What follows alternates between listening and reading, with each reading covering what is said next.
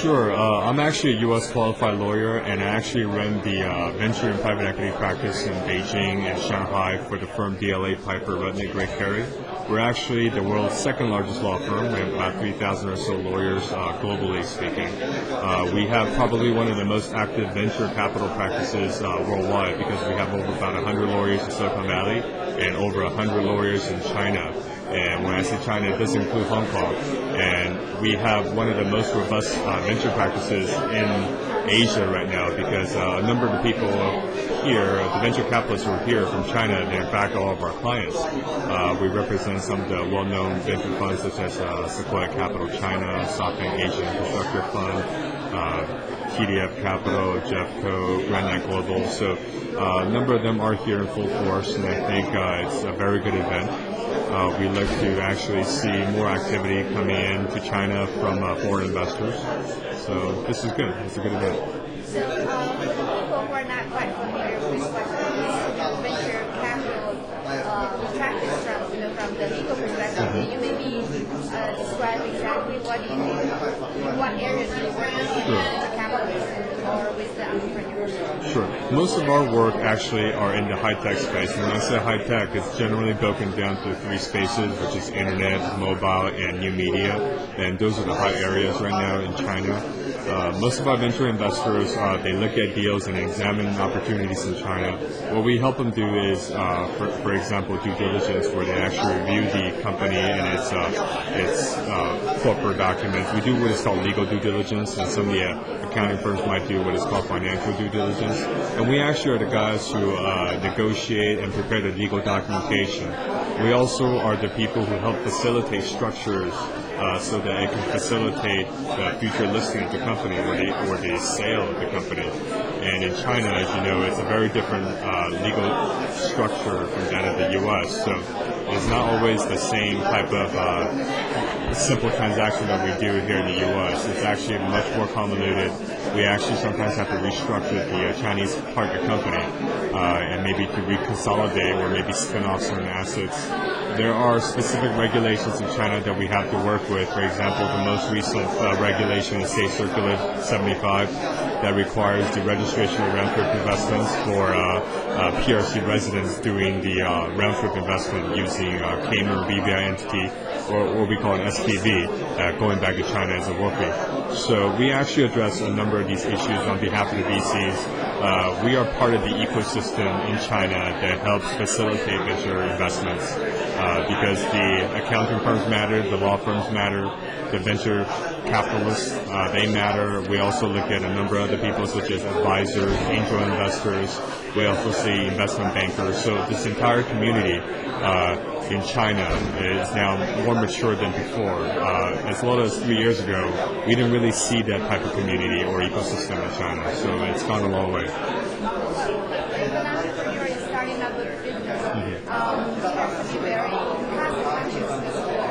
Right. Capital and a lot of things that we have to take care of. Right. But in a law firm like yours, customer line, what is your kind of cost structure? There is this misconception that law firms cost a lot, but I think it's important for startup companies to recognize that legal issues that are not addressed on the onset can become more costly over time. We typically represent venture investors, but we also represent companies as well. When we see a good, solid, quality company, we typically take the view that we will offer a discount so that we can work with the company and help them grow and mature in the market. Because someday, not too far from now, they might become the next big $1 billion company. And we do actually look at people's, we look at management, we look at companies, we look at the technology, we look at the business models, and we make a determination whether this is the type of company we want to work with on a discount fee basis. We know that for entrepreneurs in China to engage in international law firm is actually more costly than going to, for example, a domestic PRC law firm. But I think the difference is that you get better access. I mean, people always talk about better quality of service, better value.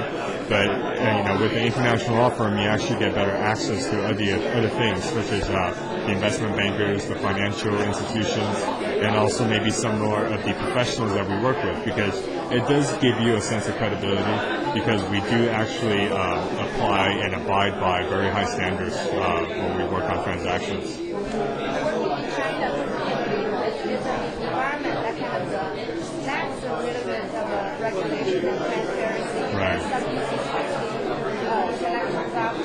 intellectual property, privacy, and things like that. How do you deal with that kind of framework? The intellectual property issues in China have evolved over time, I think. You see an evolution where as little as maybe 4 or 5 years ago, I think people talked less about intellectual property in the business sector, in the business community, because I think we always hear the press or the negative press from the U.S. and from other countries talking about infringement, but we're mostly talking about garments. Maybe this is a fake purse or a fake shirt. But I think increasingly it's becoming more of a business issue. For example, the automotive dispute between GM and Chery. We're seeing sort of product disputes at a higher level, but we also are beginning to see intellectual property on the content side. Some of the companies in China now care more about their brand. And I think as the companies in China mature more and more, they will appreciate the value and the significance of the brand and also the intellectual property. I think some of the bigger brands in China, such as Lenovo or Haier, they take very serious precautions against intellectual property theft. And whatnot, they're very sophisticated now. But I think in the smaller companies or the segment of the startup companies, we're also seeing greater appreciation and greater understanding in the intellectual property issues, because the companies now care more about it. They will sign agreements or contracts with their employees to make sure that the intellectual property is in fact protected. So I think the industry has matured quite a bit, and I think intellectual property will continue to be an issue. But on the consumer sort of goods side, we are going to care about enforcement. But on the business side, we're going to see a greater demand on the company side, or maybe on the investment side, to make sure that intellectual property is properly protected. So the shift has already started, and I think give China a few more years, I think we'll be much better than where we are today. We heard from some of the speakers saying that especially on the internet space, the technology barriers are low, but that doesn't prevent companies from doing quite well or doing There's some truth to that, because if you think about it, just about every major successful NASDAQ listed company was a copycat business model, right? If you think about it. Baidu is arguably a copycat of Google. CFIP, Elon, they're, Expedia, or sort of travel companies. You have a number of companies from China that successfully replicated the U.S. business model in China. And I think there's some truth to the fact that there's very low technology barrier to entry. But I think in China, for now, it's not about the technology itself, it's more about the technology application. So if you know how to apply the technology in a business that works, in a business model that works, then I think you're far ahead of the game. The market is so big there in China that, frankly, if your model works, then you're going to see very strong numbers on the bottom line.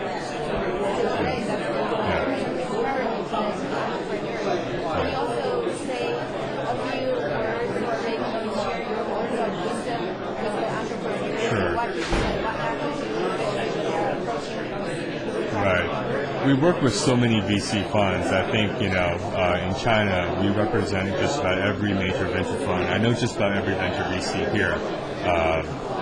I think it's important to keep in sight your goals and your ambitions, and you have to persevere. But I think most importantly, right now, it's a good market for startups. The valuation is arguably higher, and it's a good timing for you to be a founder.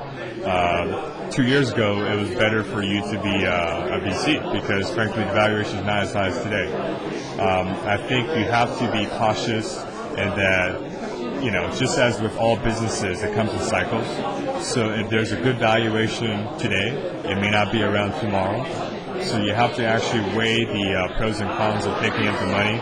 And a lot of companies, when they saw this high valuation, they get a little arrogant. And I think they have to be cautious, because there's a reason for VCs not going higher on valuation, and it is, after all, a market. And just because an entrepreneur might think they have the best company in the whole world, it doesn't mean that there's not another company just 2 cities down south that's just as good as them, and they can do it better. So I think it's important to recognize that it's a good time right now to raise money for a startup founder. But let's not lose sight of the fact that you want to grow a successful business, and if you want to grow a successful business, you have to have sufficient capital. You are a very eloquent speaker. Can you share with us some of your background or Sure. I grew up in the U.S., but I'm actually fluent in Mandarin as well. So I went to UC Berkeley for undergraduate school, and I went to UCLA for law school. I've been practicing law in China for about 4 years now. So it's been some time, but it's been a good time. I think China is a very exciting place right now, and there are more opportunities in China than in the U.S., I think. When I first arrived in China, I was not a believer because I thought that this might be a phase, or maybe just the beginning of a bubble, or maybe this is a bubble. But now that I've been there for this long period of time, I realized that China has extraordinary growth potential because if you compare this to the internet bubble, and I'm not an economist, so I won't give you my theories, but I think in Silicon Valley we had a tech boom. We had a very technology-driven boom. But in China, it's not a tech boom. It's the entire country is booming across all sectors. And we're looking at technology. Yes, technology is very hot. But if you look at logistics, if you look at power, if you look at energy, if you look at real estate, if you look at equipment, transportation, just about every sector is hot. And it's not because that people are trying to speculate, it's because China is growing. It's growing very quickly.